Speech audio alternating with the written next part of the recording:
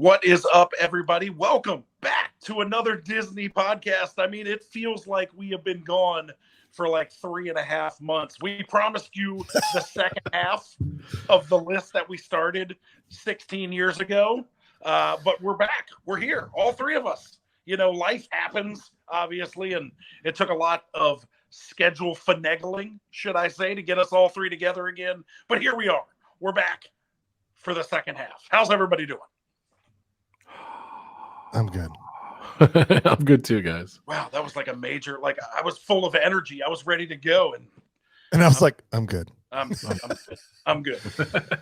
Yeah, like it was easy to blame last week on you guys, but it wasn't. Like the whole reason we didn't do it is because I was like, we had a small end of the world in the Daniels house. So I was like, I'm not in the mood. Not in the mood. I hear you. So life gets in the way. Took the week off. Like Brandon said, life gets in the way or it runs you over like a dump truck. But hey, we're here to bring the magic. Bring in the magic. That's right. Brandon and I fresh off a guys only trip to fresh off. It's been like what, 3 weeks? Fresh off a trip to the beach. We went to the beach and watched cars go around in circles really fast. It's the dream. Like who doesn't want to do that? It's a good time. That's right.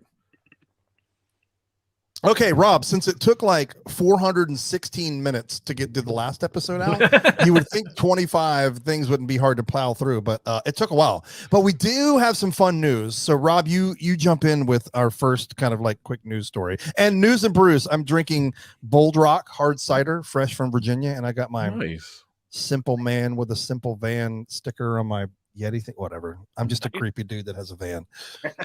Nice. I am drinking Fat Tire. Nice. Like amber ale. I think this is the first time I had one of these in like 10 years, but it was in my fridge. So I decided what better place to break it out than News and Brews. I like it.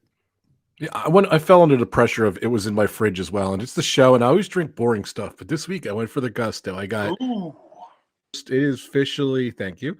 It is officially March 1st, St. Patrick's Day month. So I got Long Ireland Beer Company Celtic Ale, traditional Irish ale. We're gonna have another St. Patrick's Day. I'm gonna have to get another Irish ale, but that's what I got today. Real exciting stuff. That looks fun. That looks good. Yes, too good. So, by the way, I had a blast on the last episode. So much fun. The first 25 are amazing. So let's go over again what it is, guys. 50 things you can't do anymore at Walt Disney World. And this was a tweet I saw by Kevin Kevin KEVINHEDET. That's his Twitter profile, and I'll reshare it again on my Twitter, RobFuz, ROBFUZ. He put together a cool list, like the 50th anniversary of things you can't just do anymore at Disney World. We dove in last week, or a couple weeks ago at this point now, and we did the first 25, which were amazing. The second 25, unfortunately, aren't as eventful, but there's some good stuff in there too. But I mean, we can make them sound eventful. We can make it good. So I hope we lost Dave. Oh, we lost Dave's sound. We have no sound. We can't hear you. He's back. He'll know. He's back. So no, there he is. He's back. I was gonna say, I feel like we should call this show 50 things you can't do at Walt Disney World. But in 17 of them, no one wanted to do any.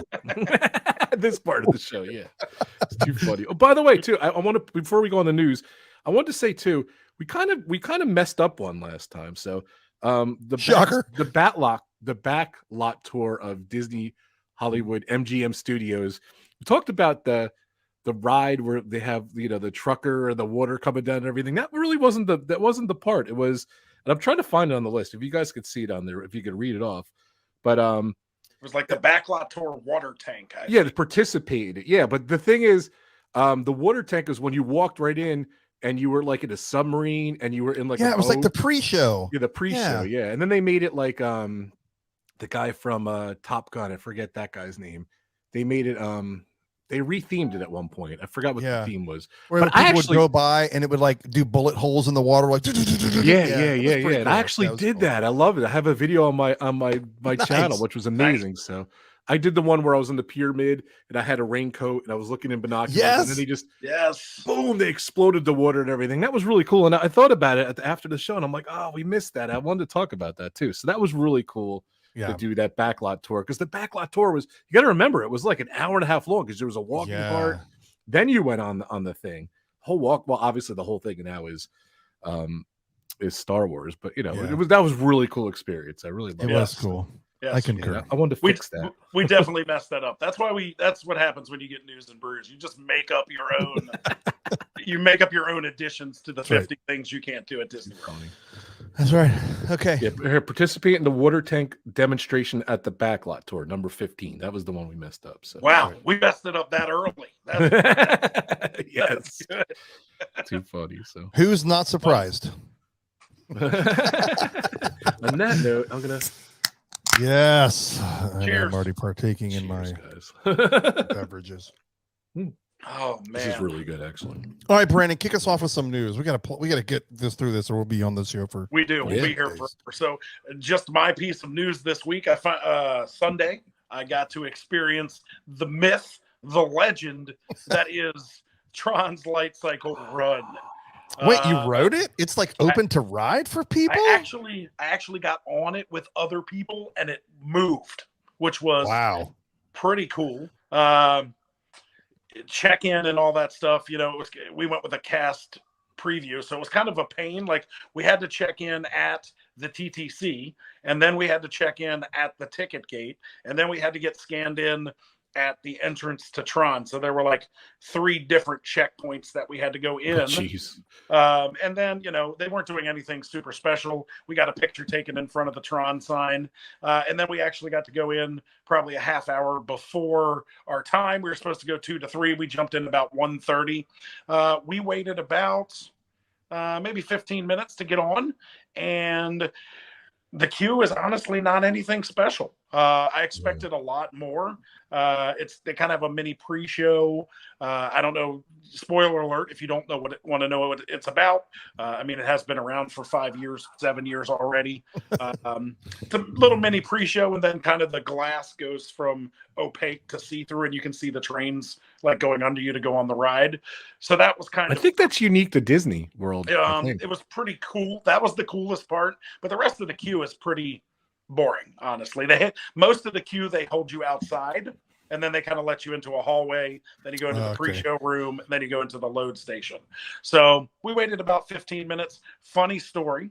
I was super worried about like fitting. You know, I heard all this stuff about all these people not being able to fit. I fit on the ride with no problem. I have tiny chicken legs, so I guess that was working for me in this case. I'm kind of shaped like Tweedledee and Tweedledum, like big on top and then tiny skinny legs on top. So I didn't have any problem fitting. But funny story, when I went to get on the ride and I stepped over the bike, I split my pants from top to bottom.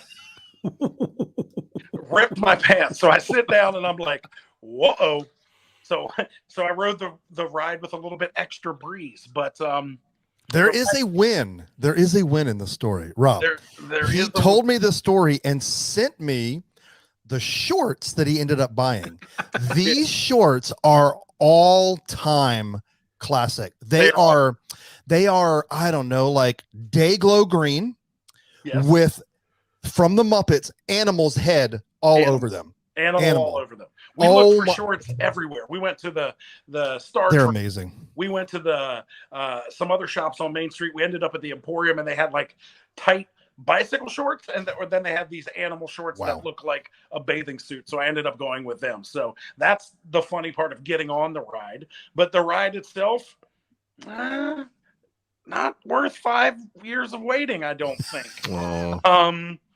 It was very short. The takeoff is super cool. I think that's the best part of the ride, is the leaving the station and then the 0 to 60 whatever acceleration. But after that, very average roller coaster that reminds me a lot of Rock and Roller Coaster, except there's no upside down. Maybe a minute long. So the whole experience was kind of underwhelming. I'm glad I got to do it on a cast preview. If I'm able to get a virtual queue, I'll go if people want to go.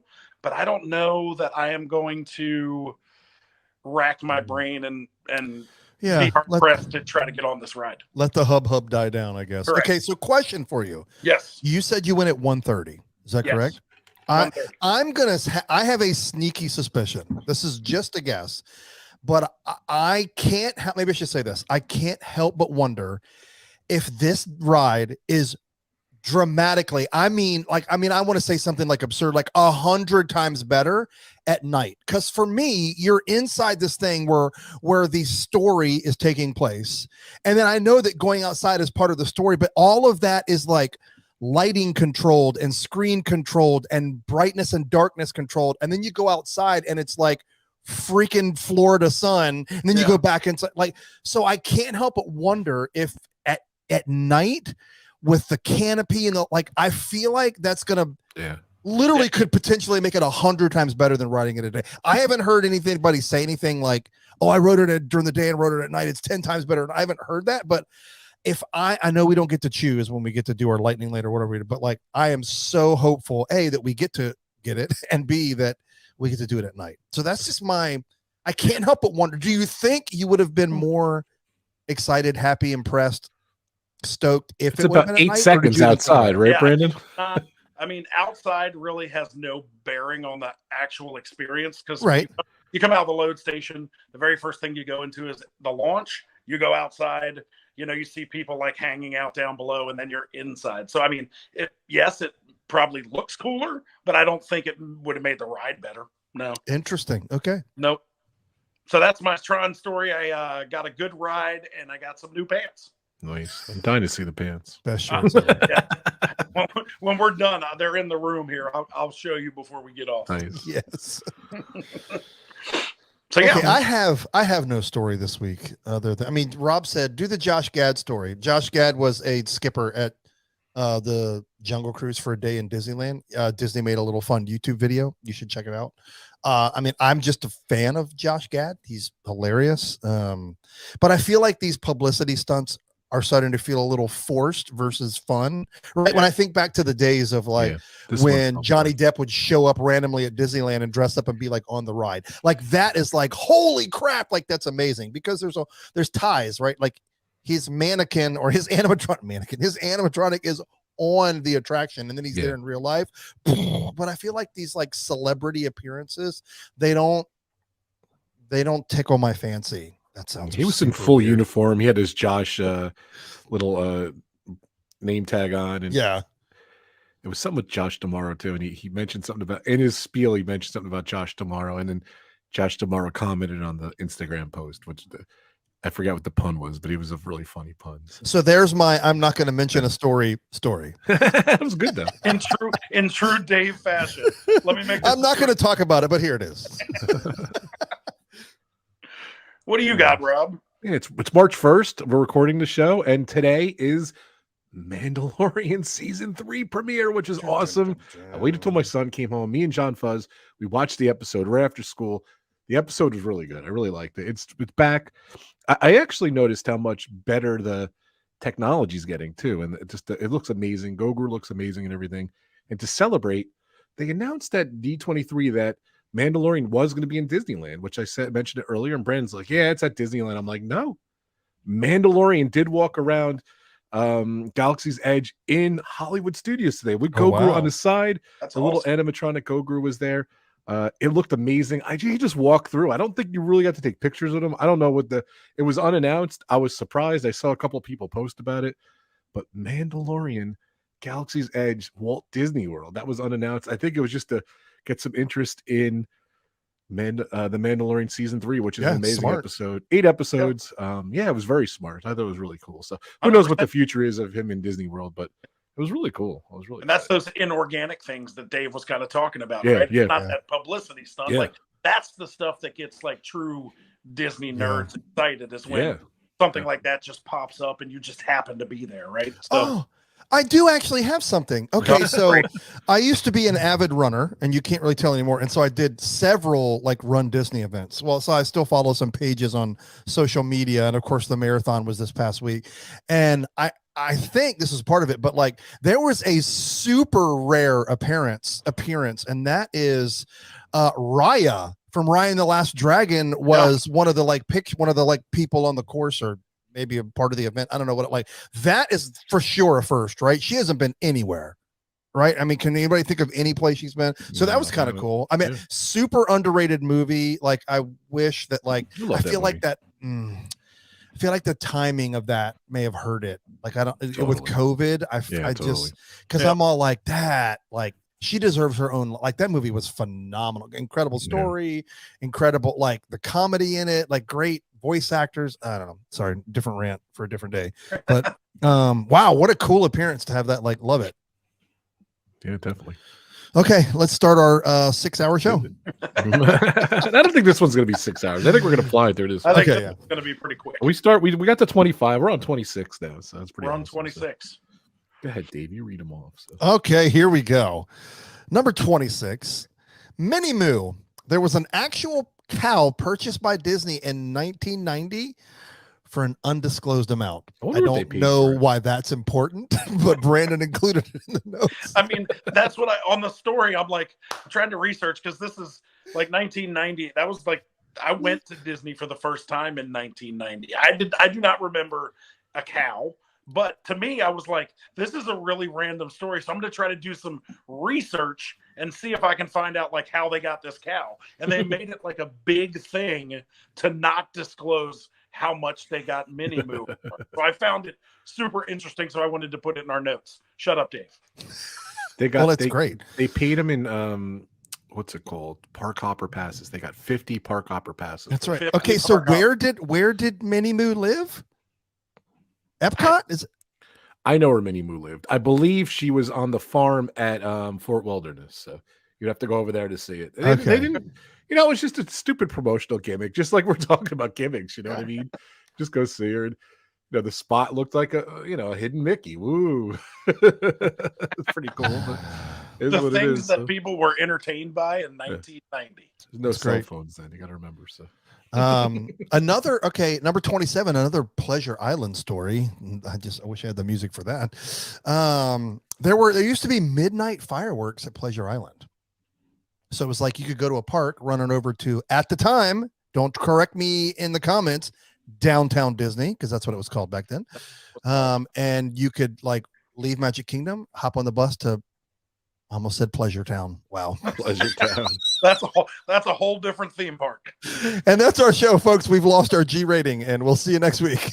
To Pleasure Island and catch another fireworks show. Like, I remember like trying to do this one trip. Like, Magic Kingdom had early fireworks for some reason. I was like, dude, we could like watch Magic Kingdom fireworks, hop on the monorail, go to Epcot and watch their fireworks, because that was way back in Illuminations days, and I loved Illuminations. But so that used to be a thing. Who knew? Yeah, it was like New Year's every night, like fireworks. I think, like, yeah, that's what it was. That was the whole theme. It was New Year's. That was the whole like. And for some reason, I remember. Don't correct me in the notes, but I remember it wasn't even at midnight. Then, like they coined it as midnight, or maybe they did it twice. Maybe they did 11 and 12 or something. Yeah. Midnight fireworks at 9:57. Something stupid. Like, yeah, it was just weird. I'm trying to look it up quickly, but for some reason, I don't know. Maybe it was midnight. Maybe I'm wrong. I don't know. Oh gosh. Maybe they did multiple. This one is my favorite. Number 28. That was cool to see, though. I agree. Yeah. And I'm unpopular opinion. I like Downtown Disney the way it used to be. Like, I wish that was still there. I mean, like, now that I'm like old, I mean, I was old enough when we were going back then, but like now that I'm older, I'm like, it might be nice to go kick it at a Disney club and throw some drinks back, you know. And now it's like, well, that's over and done. I don't know. Like, I dug it back then. It was cool. It was kind of like, I mean, I liked it. I don't know how the naming structure was, but I hope it was island based, because it was like you crossed over to the bridge and you went to like the Disney downtown nightlife, and then the other side it was like the Disney downtown eating, and then the Disney downtown was like shopping. a third of the size it is now. So then Pleasure Island was its own entity because they just kind of meet it together. But it was so low key, like the Empress Liliet. It was very low key. It wasn't a very big pot. It was just kind of like some restaurants and the gift shops, you know, like one or two gift shops. Like the Christmas shop was there forever, but it was not like it was now. So that's true. Okay, number 28 with 0 notes. So hopefully Rob looked this one up. Rivers of America watercraft. That's all we got. That was a thing. It doesn't exist anymore. Anyone Well, yeah, you know what it is? they had, there's different, it's what number is this? This is 28. travel the rivers of America in 3 different watercrafts. That's the one. So they had the steam, what's the riverboat now that they had? Riverbell or whatever. Yeah. They had a like a small keel riverboat, very small, maybe like 10, 20 people could go on it. And then I believe they had canoes. I think those are the 3 different types they had. I knew they had canoes at Disneyland. I think they had them in Disney World too, but very early, wasn't there very long. So as far as I remember, but yeah, maybe I'm mixing up with Disneyland, but I'm 99% sure that's what it was. On Rob for those. I knew. I mean, that would make sense, right? I mean, like when they started it all off, they kept it themed, right? So they were more than just the big boat. I almost said tugboat, but that's not what it is. Riverboat, paddle boat. Thank you. Yeah, yes, made sense. Awesome. But maybe the third boat was what's there now, the raft that goes back and forth. Yeah. Who knows? I thought they could do boats there, but who knows? I like it. All right, Brandon, you do this one. This one's big in the Palm household. This one was fun. So number 29 is the American Idol Experience, and this was located at Disney's Hollywood Studios. It may have been MGM Studios then. I don't remember. I remember we did this one of the first times we went with you and Krista. Actually, went to the tryout and made it to the actual stage show. And so we had a great time. She went and got makeup and hair done, and she had a vocal coach, and it was pretty cool. And I think if you actually won the whole day, you won a golden ticket to go to the actual American Idol tryout for the actual show. Oh, wow. But yeah, it was cool. It was in the theater where Frozen is now. And it was a cool experience. We met a great couple there. His name is also Brandon. Yeah, I think he won that day, didn't he? He did. He beat Krista, so we didn't like him very much for 10 minutes. For 10 minutes, but we're still Facebook friends. He's still super cool. But that was a cool experience. It was just something fun and different, almost like when they used to do Who Wants to Be a Millionaire. Just a fun experience that we, got to do with one of the members of our party. So yeah, American Idol experience at Hollywood Studios. Can't do it anymore. That stage and the lighting was very reminiscent of the show. Yeah. So it was over the top. I remember going in there and I'm like, oh my gosh, look at the lighting in here. It was fun. It was like a TV show. It was really well done. It was really good. Rob, was that going on? I never did that. No, I never got to do that. But I remember a lot of things with it, like American Idol, winners and stuff went and promoted it. They did a lot of promotion around it. And there was a lot of cool stuff involved in it. Yeah. So. Fun times. Very cool. So American Idol experience. Yeah. Yeah. Unfortunately, I never got to do it. So. Number 30. I never experienced this because it started when I was 4. It did last 18 years, so it should have still been going on in 1990 when I was there. But it was called the Future Core Drum Show. It started December 1st of 1982. It lasted for 18 years, and it was a drum and bugle show. Never heard of it. Rob, sounds very. Yeah, never heard of it either. Did you ever experience this? No, I've seen the more modern ones. Just recently, I was in Epcot. They had a drum and different show, and I just did a quick look up, and I think it was in Epcot. So I never saw it though before. So I have not much help on this one. There you go. You can't do anything else. All right, number 31. Number 31. Number 31. Dixie Landings Resort. This is the predecessor to Port Orleans Resort, which those two resorts over there, Port Orleans and Riverside, are phenomenal. It opened February 2nd of 1992. The Dixie Landings. I'm assuming this was, and I'm probably going to murder this. I should have looked it up. Was this Southern influenced? And so to move away from the whole Dixie Pride thing, is that where it got named? But I mean, regardless, I don't know what it looked like before, but the theming now is way better. It's more inclusive, not in a racial way, but it's more inclusive to the two resorts together. Yeah. And and because of Walt's love for New Orleans. And so it makes more sense. But Rob, do you know a lot about Dixie Landings? I know nothing about Dixie Landing. Unfortunately, I told you I don't know a lot of these. So unfortunately, not the hero this week. Well, we'll have to go and peel back the wallpaper and see what it looked like. So yeah, can't go there anymore. But with this, see, some of these are weird. You can't experience that anymore. Yes, you can. It's still there. It's just a different name. So some of these I'm like, Okay. Number 32. This one, epic. You could swim at River Country. Actually, it was a full-on water park in real, like, river water. Or really, it wasn't. Whatever. It was lake water. It was like filtered. Yes. It was filtered. Seven Seas Lagoon water. But it was very interesting. Like, did they just have a better control on the alligator population back then? Or did they put stuff under the water? Did they like feed these nets and stuff? But they could just crawl right over. Like, I'm trying to figure out, like, how did the alligator stay away? Well, they knew it was a water park, so. I don't know. I think it was just different times back then. Different times, yeah. And I think it just got polluted, and it just after a while, they had to close it. That's what the rumor. Yeah, it was. I don't think they ever had the official. It was really cool. I love looking back at old pictures and videos of that, and like really that whole side over there, like all of the water adventure stuff that used to happen, even like off of the beach of the. Oh gosh, now I'm drawing a blank. What the monorail goes through, the Contemporary. Contemporary. I don't know why I can't think of words. But like they used to have like water ski shows, and like even some of the, like, I know Goofy would water ski and stuff. It was just that whole area back then just seemed like, dude, like there was a whole like islandy separate vacation right there at Disney. Like I wish some of that stuff could still be kind of around. Definitely. It's like, again, it was like the same as like that whole area was kind of like laid back, just like downtown Disney was. And I was geeking out after the show last time. I did find my River Country ticket. If you're watching the video, nice. $3.25. You can't go wrong. $3.25. Come on, there wasn't much to do there. There was like 3 or 4 water slides. There was like a rope thing. There wasn't a lot of there wasn't a lot, but it was so relaxing. It was such a excuse me. It was such a beautiful park. Yes.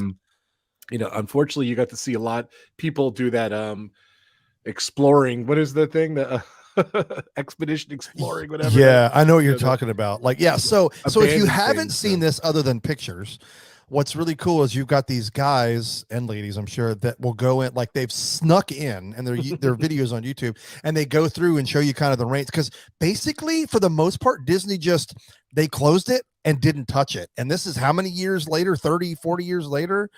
And so you can watch these videos, and some of the structures are still there on that little island. So it's pretty cool to kind of go and see the leftovers and the remain, and just like how nature takes over.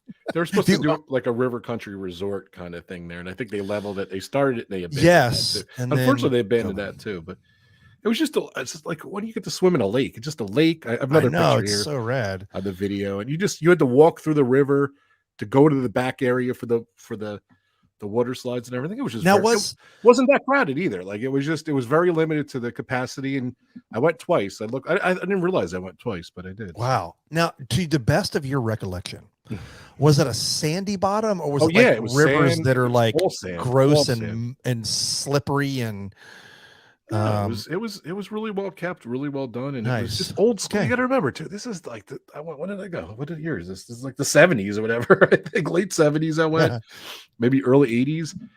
No internet, none of that stuff. Very old school. Very, like it was amazing. It really was. I wish it was around. And like I don't even think it would be successful nowadays. I don't think kids would dig that. I just don't think they would. Back then I loved it because I didn't know. I didn't have a cell phone. I didn't have all that stuff. So. Different times. So yeah. Okay. So number 33, race car at the Speedway, called the Mickey Yard. It's like a short for Mickey. Had held the Indy 200, and you could do a race car experience there. So is this literally what used to be in the Magic Kingdom parking lot? Yes. Or they had like the Richard Petty NASCAR driving experience. Yep. Okay. All right. This would have been like right up our alley. This would have been right up our alley. I wish this was still there. Yeah, I remember it was there for a long time. I just thought it was a weird place. Like, why was it there? Did they like, clearly they built the Speedway after Magic Kingdom, correct? Yeah, definitely. Okay, so it was intentional. It wasn't like, oh, they own the Speedway, we have to build around it, and then they buy it. Like, no. Yeah, it's a weird. I mean, I don't know. I guess maybe it was maybe they had a thing with Daytona to draw people in, and you could drive it. I don't know. I don't even know how big it was. Anybody know? Like, was it a mile track? Like, couldn't have been that big. Half-mile track. Yeah, probably half a mile. It couldn't have. I mean, Could have been that big. But it held the Indy 200. Like That's that crazy. sounds like a legit. I'm assuming that's a 200 lap race or a 200-mile race. Pretty wild. Yeah. I mean, from what I saw, it was a legit race. Yeah.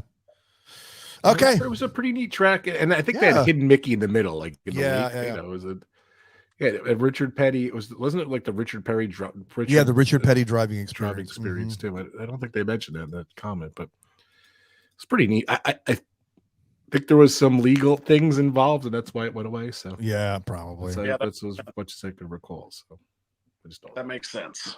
Yeah. And now they have more parking, which some days they actually need it. Okay. Number 34. This one is near and dear to my heart. So way back in the day, they would hold Star Wars weekends, which would really coincide around May the 4th for the whole fun of May the 4th be with you. And there were all kinds of things. I mean, it was especially, well, back then, the new Star Wars, which were 1, 2, and 3, they would have all of the I remember that lady that was all red that had the big like elephant trunk ears. I'm not that good on my Star Wars like character lore. But I mean, these characters were unbelievable. And it was like, you never saw them any other time but here. It was phenomenal. And then they would do these like parades and almost cavalcades where you would have I remember one year we were there, like there was this parade and there was Mark Hamill sitting on like a little thing driving through like Hollywood studios. So they were really, really cool. So much so that when they kind of went away, like we Brandon will tell you, like my daughter and I went several times like over that date in hopes of something. And basically all they had was a special May the 4th be with you Disney shirt and Revenge of the 5th Disney shirt. That's about all you got. And now I don't even think they recognize them anymore. I could be wrong, but they were super, super cool. So imagine like, I just look up some pictures. I mean, the characters were, wow. That's awesome. I think this was kind of why behind this is there wasn't anything Star Wars at the time, but Disney had bought Star Wars. So they were, like trying to find a way to bring those fans into the park, like that. But they were super cool weekends. Yeah, those were great weekends. Like you said, we used to always plan our springtime trips around that weekend. I still have great videos of all the characters in Hollywood studios. They'd come out and do that big Star Wars show on the stage, kind of where the big Mickey Emperor the hat used to be. And so I have a great video of all the characters walking and giving me their like mean mugs and everything. So yeah, I was kind of bummed when this went away. Used to be a huge deal. You would it would be kind of one of those anticipation things to see what stars would show up. Mark Hamill would come sometimes, and like some other Star Wars. The guy who played Chewbacca was one of them. Yeah, it was super cool. It turned into like the 50th anniversary celebration. Yeah, another day in the park. The guy who played Willow and was also inside of R2D2. Like, I mean, there were just so many. I mean, you'd never see these guys anymore. Like, it was crazy. They were never anywhere else. Yes. Warwick Davis. Yeah. Warwick Davis. Thank you. Warwick Davis.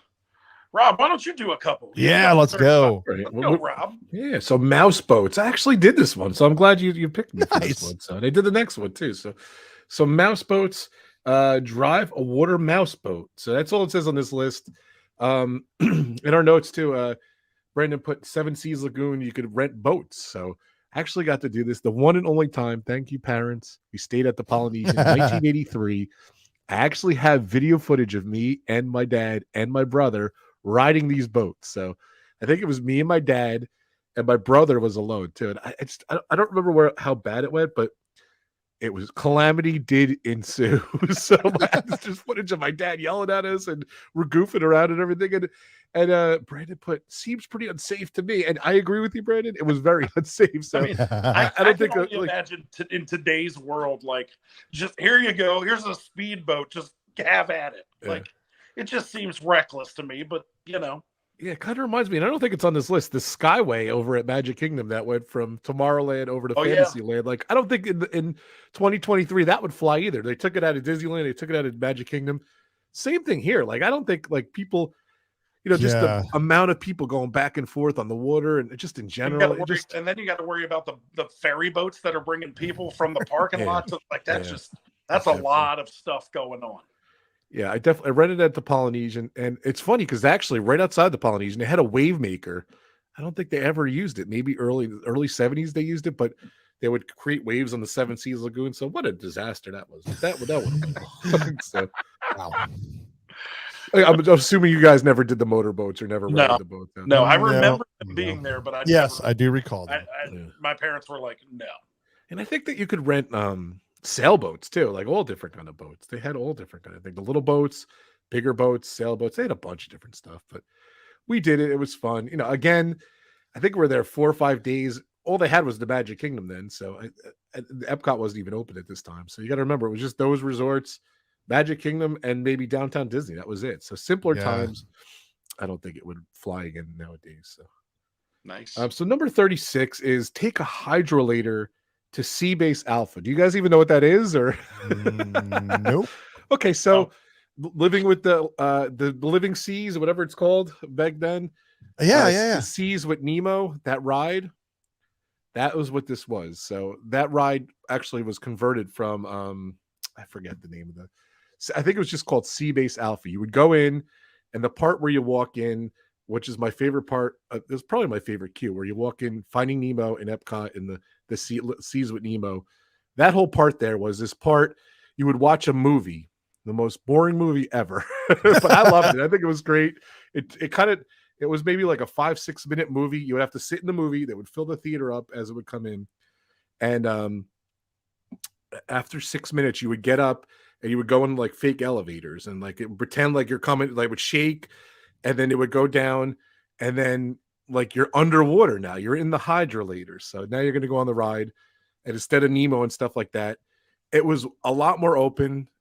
It was a lot more aquarium. So you actually went through in 1 or 2 parts, you see the aquarium, but most of the ride was looking in the aquarium. So it was pretty cool. And then it was just the living seas or the seas, you know, in Epcot. It was really cool. It was more, there was another part where a guy, like a scuba diver, would come down, the water would fill up in this tube, the scuba diver would come up, the water would go away, and he would come out of the tube, and they would do like presentations and stuff like that. Tube's still there. They just don't do that anymore either. So. Wow. Yeah. I remember. So there's a couple different parts. So pretty cool. Go ahead, Brandon. What were you saying? No, I was just saying that the tube is still there. I don't think, and anytime in the last 5 years, I've seen anybody actually a diver or anybody in there. But I do remember one time when Dave and I came, there was like a diver in there. They didn't drain it and him walk out, but I do remember a guy being in there. But I don't remember this hydrolator living seas kind of thing. That sounds fucking neat. Really cool. I'm trying to equate what it was. Like it's kind of like going to the space restaurant now, kind of like like it was kind of an experience like that. Gotcha. Where you would go to a different thing. Makes sense. It was pretty neat. And I don't know the next couple, but if I could read them if you guys want. But go. Do it. Just have a meet and greet with Orange Bird. I guess they had an Orange Bird character. I do remember this. I do. Well, I've seen pictures, and he made it into my shot this week. I don't know how to do the hands, but there we go. There's my Orange Bird. Very nice. There he is. Hi, Orange Bird Pillow. Yeah, I remember and he was literally like, imagine an M&M character dressed up. It was like that, but it was the Orange Bird. That's what it looked like. Wasn't real creative. They were like, oh, look at the M&Ms. Let's just make it an orange and put the face on it. And I remember seeing pictures of that. So I'm looking at pictures. He was in front of the Tiki Birds. Like that's where I would imagine. Oh, that would make sense. So. Yeah, over there by a little ice cream stand. Again, Orange Bird was like a sponsor of like the Florida Orange Growing Association, or something like that. So back in the days, so kind of cool. So kind of cool. Just a character. So nice. Yeah. So let's see. Well, the next one is 38. Use a park ticket with your photo printed on it. I don't remember having that, but I remember that. Like you would think they would do that, like with all the like hubbub about annual passes these days. You would think Sam's Club gives you a card with your picture. I know. My Six Flags Great Adventure Pass had a picture on it. So. Yeah, you think that would be an easy way to like stop people from using other people's annual passes? Is just put that cheap little photo on the back. I know. Now they do video and they like, what is it called? Facial recognition and the I know they thumbprint and all follow that you around the stuff. park anyway with your magic band. Well, That's like, right. can we just take the picture and they get you simplify away it. other ways. So. What gets me through the turnstile quicker? That's what I'm for. Exactly. Yeah, here's another one. 39. Take a ride on the Fort Wilderness Railroad. I never did this, but I knew about it and everything. So 3.5 mile track. Wow. that's crazy. That's a long track. Dude, it opened before I was born. Opened Jeez. 74, closed in 1880. So that's interesting. So that's Brandon found Oh, this. a little over 6 years. That's a good find. Well, wait, Brandon didn't find it. The dude found it. The dude found it, but I put words after it. That's right. I bet you that track is still there. It's probably It there. was in those expedition videos and everything. They showed the tracks and everything. Okay. It's still there, like the remnants of it, everything. So. Nice. But Hoop-de-Doo review was over in that area. I did do the Hoop-de-Doo review back in the days. I did the Polynesian luau, which I think we talked about the last podcast, and Rest I did in the peace. Hoop-de-Doo review. That whole Fort Wilderness thing's pretty cool. So Yeah. I think back then it was more of a predominant thing, but it's still there. I don't know. Have you guys ever stayed at the Fort Wilderness? I know. Oh, have we, Oh, yeah. Brandon? Oh, have Tell we. the story. It's so good. During COVID, we absolutely stayed at Fort Wilderness. So during COVID, right after they reopened the parks again, they reopened Fort Wilderness and no one was coming. So like the whole entire Fort Wilderness area was empty. So I think we stayed at Fort Wilderness like once a month for maybe 5 or 6 months in a row. It was just a great weekend. So at the end of that time, I called Dave and I said, hey, we're going in November. Like we rented a camper, we got room. Do you want to come down and stay with us at Fort Wilderness? So Dave came down, we stayed. It was a great time. We rented a golf cart, went looping. That's where you drive around to all the different loops and look at all the Christmas lights and everything and the decorations.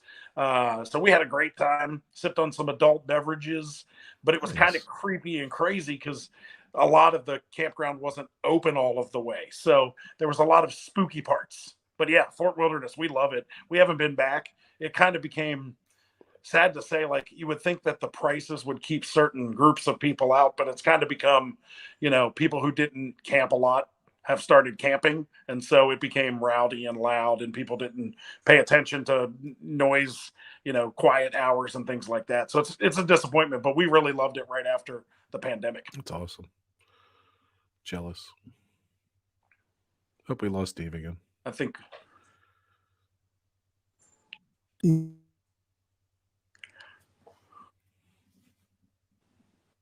got no Dave sound. Now Check one. There you go. Oh my gosh, dude. I don't know what's going on. I hear you now. Go ahead. We can hear you now. And we're back. Okay. I don't know what's going on with my system. Things are going a little haywire.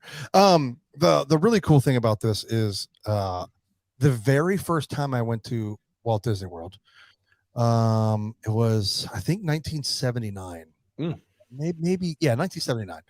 Because I was 5, and we took my dad's uncle's pop-up trailer and drove down there, and we stayed at Fort Wilderness. So it was crazy. Like I hadn't been back since. So like when Brandon and Krista invited me, like to be there like 40 years later and think, I remember nothing about like the campground other than I remember us camping and I remember going to Disney because that was my nightmare story of like, at 5 years old, the jungle cruise seems very real. And my dad and all of his infinite wisdom is like, oh my gosh, the hippo's coming out of the water to get you. And so like mortified me for years, wouldn't ride that attraction.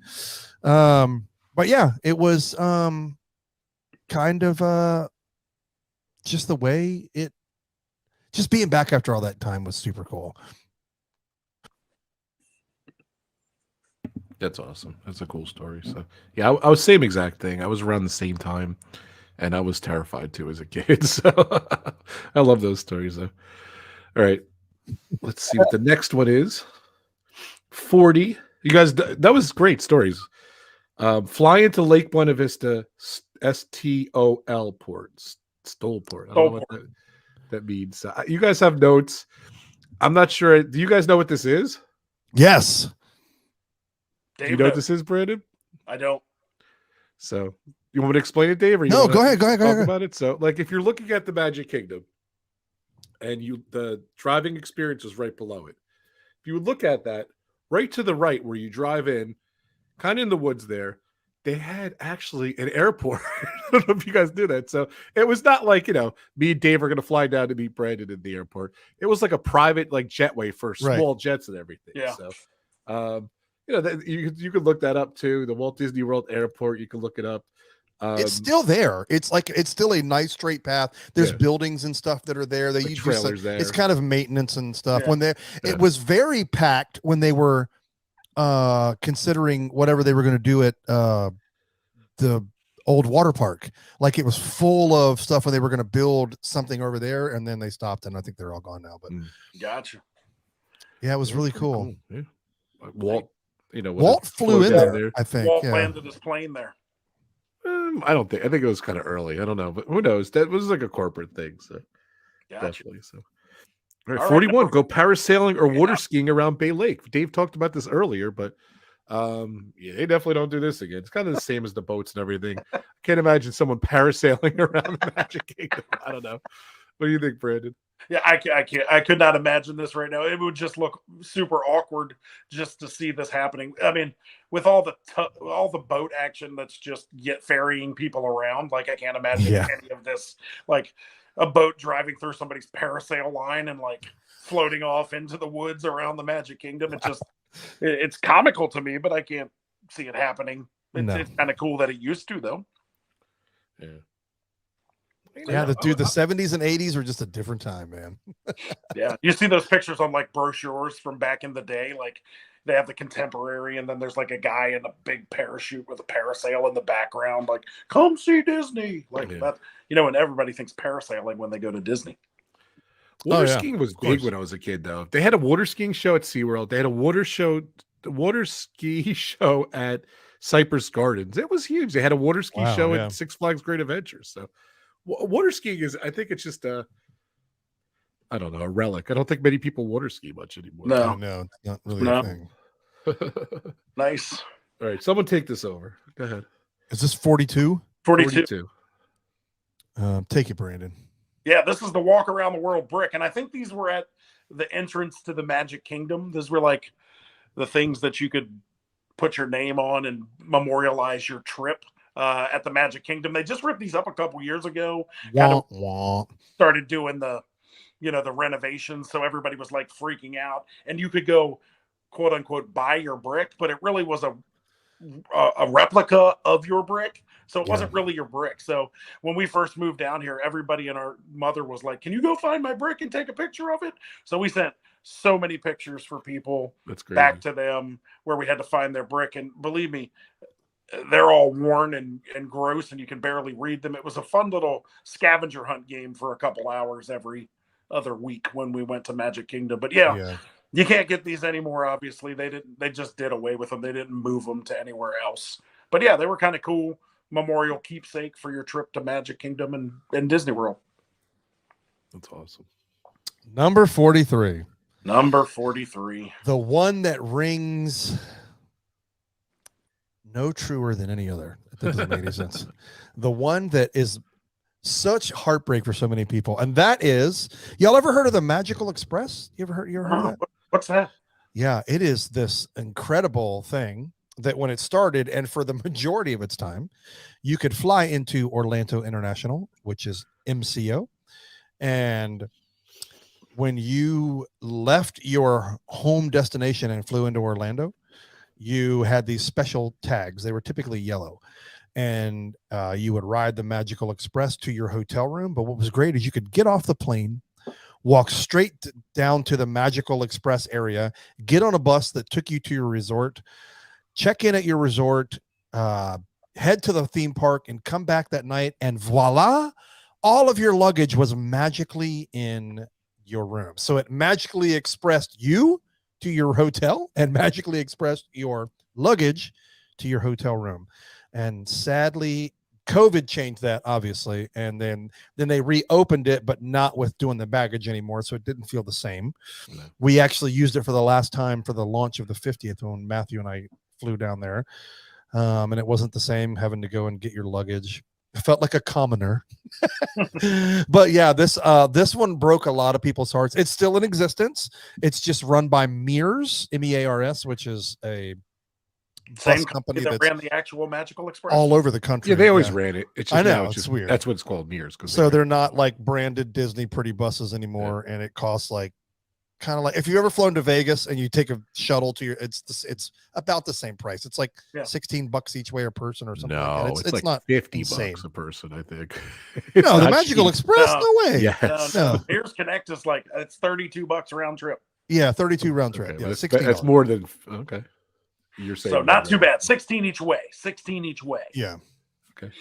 So yeah, it's I thought it was a little bit more money. So. It's you know, we loved it. We started renting a car when we came down, so like it was just easier to rent a car and not worry about the Magical Express. But there was something that was just awesome about getting on the plane, throwing your suitcases at the airport in Baltimore and not having to worry about them again until you got to your room. So it was cool. I was sad to see it go, but they've come up with many different options now, and it hasn't stopped people from coming. This is true. The crowds are insane. We used it a couple times. I remember one of the times our luggage actually got there before us, which was amazing. So get to the room and hey, there's your luggage. It's like, how do you even do that? It's just crazy. That's magic. But it was just so good. It was really cool. And you get on the bus, you watch the videos and stuff. And the video. So good. It was really cool. So unfortunately, and you know what? To me, it's stupid that they got rid of it. You go there, you don't have transportation. You're spending every single dime at Disney World because you have no other way to get it anywhere. So, like now, I rent a car, like Brandon said, and I eat off property. The money doesn't go to Disney. Yeah, it's bizarre. I don't understand it. Bizarre. All right, number 44. Touchy stuff. Apparently, you used to be able to actually process your photos from your camera at Walt Disney World. Crazy. I mean, people probably listening to this podcast now are like, what are cameras? What's film? Well, they used to make these cameras that you opened up and you put these little canisters of film inside. You would take a picture, you would click it and wind it, and then you would do that till it got to the end. And then you had to get in your car and drive to a store where you would hand it to someone else. They would make magic happen and pictures would show up, and then you would go pick them up. So they used to be able to do that at Walt Disney World. Crazy. Apparently. Now, I think maybe in Epcot they used to do that. I know they used to have those big, like those Kodak stores, right? Yeah, the photo center. Yeah. So I assume that's where you would be able to do this. Kodak was a huge sponsor. Yeah. Yes. So, process your photos at Disney. I still see people at Disney with the yellow cameras, the little disposable click and turn. You got to push the button and let it go. 24 or 36 exposures. It's all you got. Yeah, it you costs hit a lot of money. It was not cheap. And then you hear it wind up, and then you can take the picture. Yeah. Wait, Brent, you really see people taking film? I still see people with the orange click cameras. It's hilarious. Crazy. I'm like, where do you even buy those? I can't handle that kind of pressure. Yeah.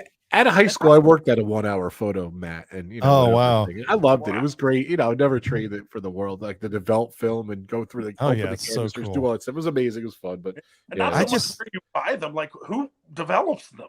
Like, I know. Well, Walmart still does. Maybe Walgreens and Walmart. Walgreens does, yeah. I think. Yeah.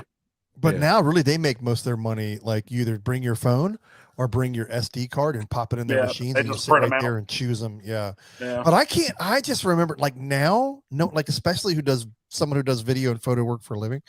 I can't imagine the pressure of like lining up the shot, taking it, click, and be like, hope it was in focus.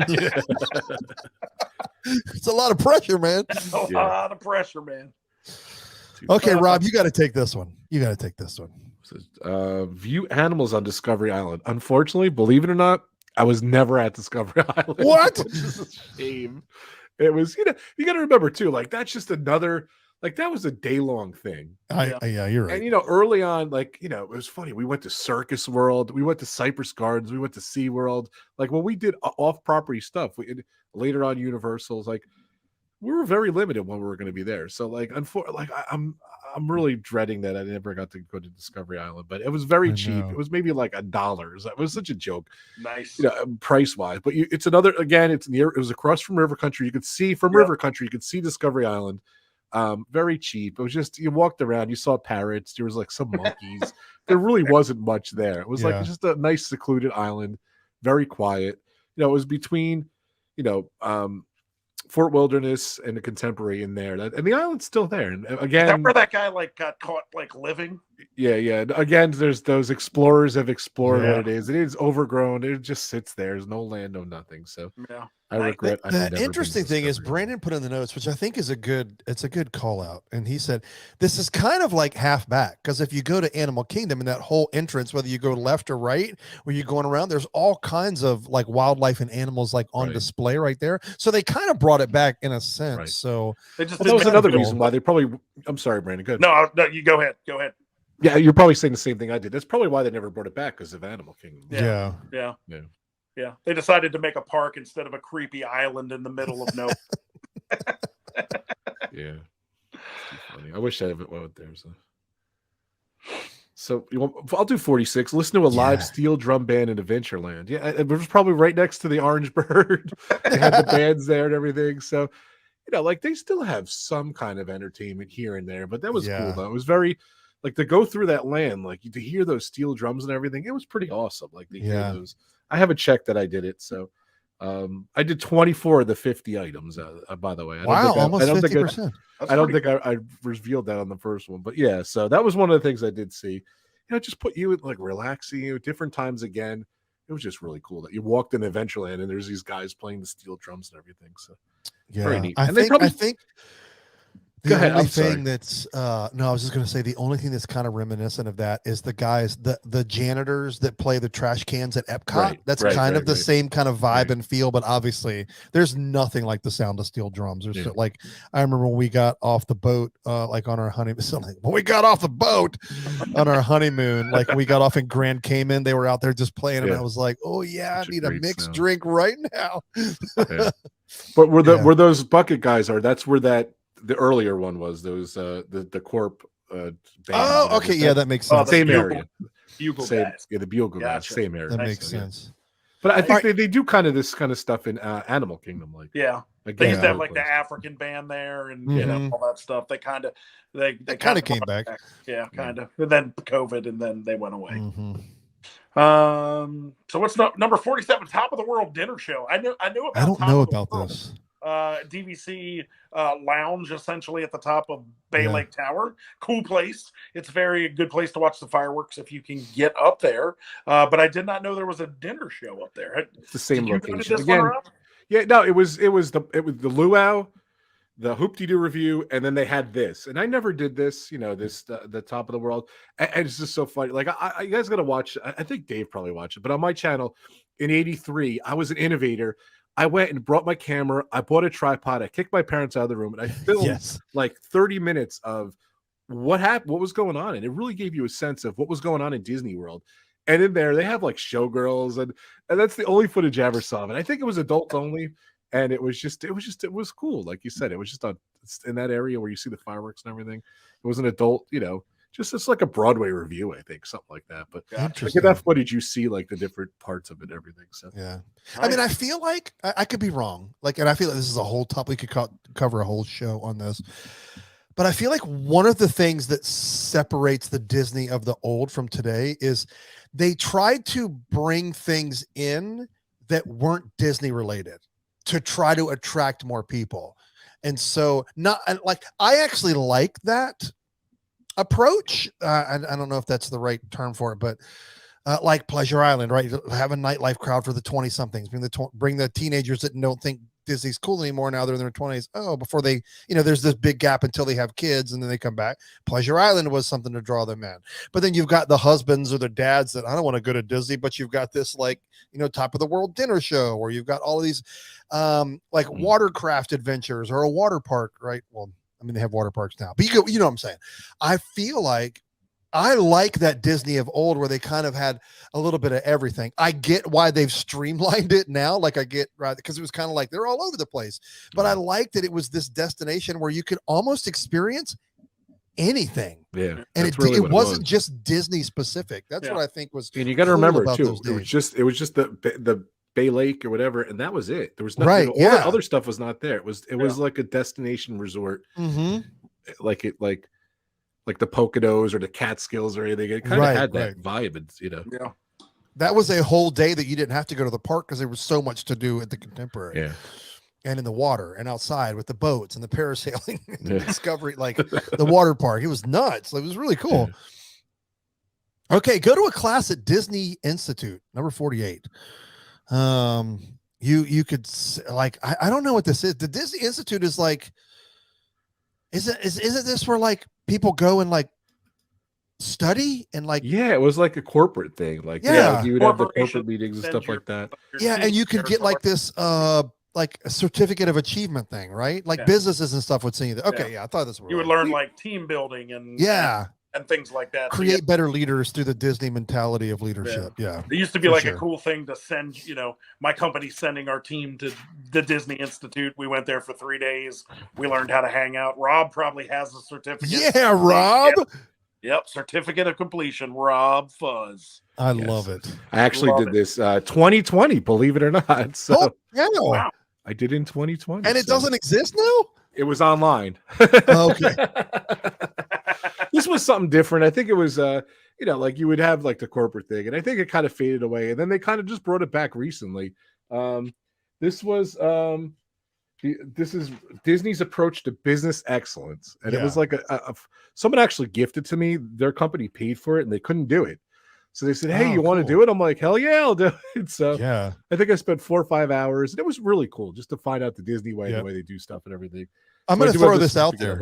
Do you think that the Disney leadership should maybe go through the Disney thing of excellence? The Disney leadership. Just going to throw that out there. Yeah.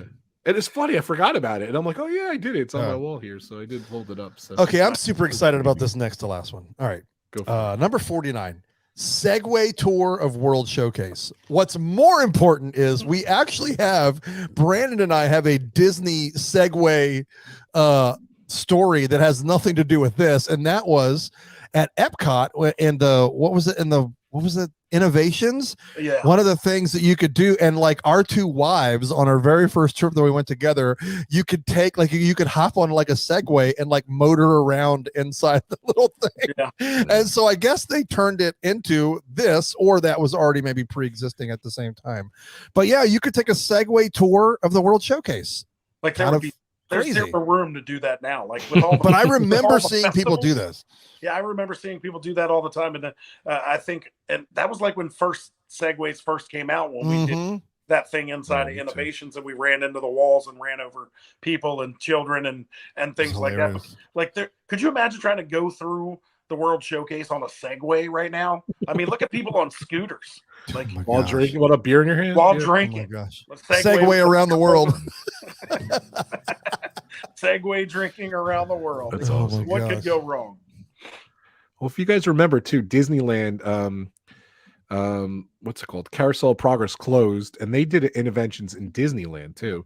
And I did the Segway in Disneyland. I did the same exact thing you guys did, but I did it in Disneyland.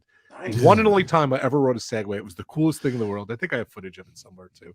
Nice. But then I think they made it like a Star Wars thing or something. I don't think there's anything there now. I think they closed it, but it was really cool. I love. Did you guys never do a Segway before? Like, I thought Segways were going to take off and it was going to be big. I know. They kind of changed the technology around to like scooters and stuff like that. But, yeah, I remember seeing like when they were at their prime, it was like police officers at the airport had them, like the rent-a-cops at the mall had them. I remember those, and I'm all like, oh my! The problem is they are very cool. They are super fun. They do not look very cool in any way, shape, or form, and I think that's what killed them. That's what killed them. That's what got them. Very cool. I mean, I would equate this now to if Rob, are you familiar with the one wheel? Do you know what that is? Yeah. I would, because that's very like lean forward, lean back is kind of like how you move it. That's what I would equate to now. But even those are like the entry level ones, like $1,499. It's like the same price as an e-bike. I'd rather have an e-bike. I feel like hoverboards, like the hoverboards the kids are on. Those are those are basically Segways without the weird looking handlebars. Yeah, that's true too. Yeah, I didn't think about that. But like those are all like, I just see those like randomly explode from the lithium batteries inside. So I'm like, nope, we're not getting one of those, kids. Sorry. Yeah, the battery. Oh goodness, guys, we have come to the end. We made it to the end, and this is kind of a. Like, what is it, Dave? I'm so excited. What is the last entry? It's not very Disney related. List? Hey guys, did you know that McDonald's used to be in the parks? Now it's Starbucks, but same thing. You could get McDonald's. That's number 50. No. McDonald's fries. That's all they had. That's all they served was French fries. McDonald's fries. Well, that might be worth it. They should bring that back. So just picture coming off Splash Mountain or coming off Big Thunder Mountain Railroad. You come around, you know where the parade comes out? Yep. Right to the left of there, they had a McDonald's French fry cart, and all they sold was McDonald's French fries, and they were super salty, and they were super amazing, and the line was huge, and I loved them, and I'm really bad at God. And they did have surf fries at Animal Kingdom, I think, were the barbecue places. I think they had them there too. So that's all they had was fries. Don't know why that was the deal, but that was just fries. Yes, they were cheap. Now it's quick to make. Now it's $8 frappuccinos. Yeah. Now it's $8 frappuccinos. You could drive off-site and go to the world's largest solar-powered McDonald's and get the same French fries. That's right. I have a funny joke about that. Brandon and I, when he picked me up from the airport, we cut through property and we drove right past it. And I looked at that sharp angled roof, and I've been there multiple times. I've eaten inside that world's largest McDonald's. And I was like, dude, the way they built the roof, they should have put solar panels on there. And he's like, dude, it's solar powered. I felt like an idiot. It's too funny. Is that the one that's like all trains and stuff like that? Or was it trains at one point? I've been to a McDonald's. It was like a train depot, and even like the train water tower had the McDonald's on it. I don't know if it was that. No, one or not. it is literally at the entrance of the All-Star Resorts. Yeah, yeah. I think it was train theme. I'm pretty sure that was the one. And inside there was trains went around. It was really maybe you're right. I mean, it was a McDonald's before then. Then they leveled it and day. built this monster thing. So yeah, it was cool, but whatever. So that's the list. Here's the list here. If you're watching on the video, I'll tweet it out. This guy. Thank you so much. Sorry about that, Kevin. Headit, Kevin, Kevin, Hedet. He had this list. Thank you so much. I saw it's it. Probably, let's do it. It's probably something fancy like Kevin Hedet. He's probably French. Yeah, it probably is French, and it probably took him a heck of a lot less time to write it than it did for us to say it. He's like, wait, these clowns made 2 shows out of this? Oh my gosh, these guys I are wrote idiots. this in 15 minutes. But I think this was cool. I mean, it's fun to look back, right? I mean, Disney now has, especially Disney World, not as much as Disneyland, but Disney World has, we're pretty steep in our history now. We got 50 years, right? And so I think this was a good time to do it, with the closing of the 50th anniversary to cover 50 things that you can't do anymore. Some of them don't even understand why they existed, but hey, 'twas a different time. So this was all Rob's idea. I'm so glad he came up with it. I had the bonus too. I talked about it earlier. 100 years of Disney was at Walt Disney World. They had the Phantasmic hat in the studios. That's gone. Yes. But the guys are like, what are you talking about? 100 years of Disney? That's this year. But wait, it was 100 years since the day Walt Disney was born. And that's what they celebrated, the 100 years of Disney. That's no longer gone anymore. And you know what's gone too, which is really a bummer. I guess I'm circling back on that, but like all the cool different things, like the anniversaries they did and everything, the 50th was just underwhelming, unfortunately. Hence the 50 things you can't do anymore. So exactly. But I loved all the cool stuff they did. So yes, cool stuff. But thank you guys. Thank you for entertaining this notion to do these 2, not 1, but 2 shows on it. Yeah, I mean, we said, Rob, you can join the show, but you have to bring an idea, and you brought one. That is not true, Brandon. That is not true. That is not true. Join us next episode where Rob talks about insert Rob's topic here. I don't know. Insert fun and citing topic here. This was great, guys. Thank you. Yes, indeed. Fun times.